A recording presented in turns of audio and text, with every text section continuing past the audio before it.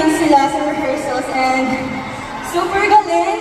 And syempre, ginagalingan din namin because just like you guys, nangarap din kami. We are dreamers.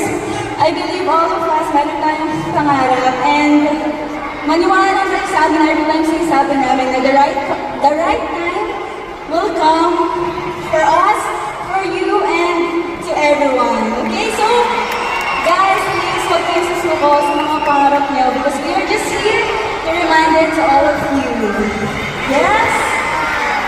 Huwag kayong bibitaw. Isangin ko na. Ha? Isangin ko na. Baka nakiya sila.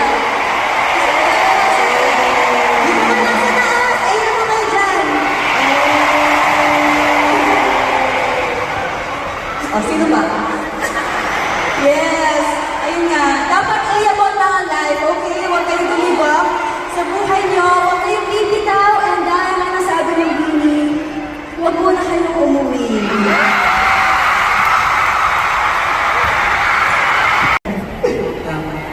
Talagang gusto ko pasalamat sa Pure Gold kasi pinagsama-sama ng lahat ng artist sa isang show. Panalo talaga tayo lahat. And syempre, gusto kong shoutout yung community ng Blooms for Bini, Dolores, para sa Santos Lola. And syempre, ang buong hip-hop community supporting Chloe, Stas Taki, at syempre, Master Black Knight, maraming salamat. Tama, maraming salamat po talaga sa Pure Gold. Katulad yan ang sabi ni Shindani na lahat tayo may moment at isa ito sa mga masasayang moment na maaalala.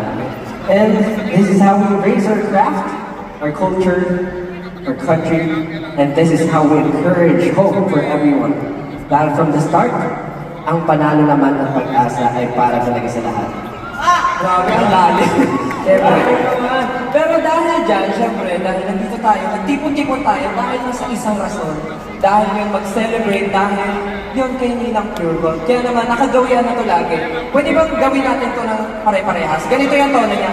Salamat Ninang Pure Gold! Ganon. Sabay-sabay tayo. 3, 2, 1, go! Ayan, ang galing. Isa pa, 1, 2, 3, go! Ayan, galing. Thank you, Ninang Pure Gold. Galing ah. Okay po. So dahil dyan, pwede ba mag-picture tayo?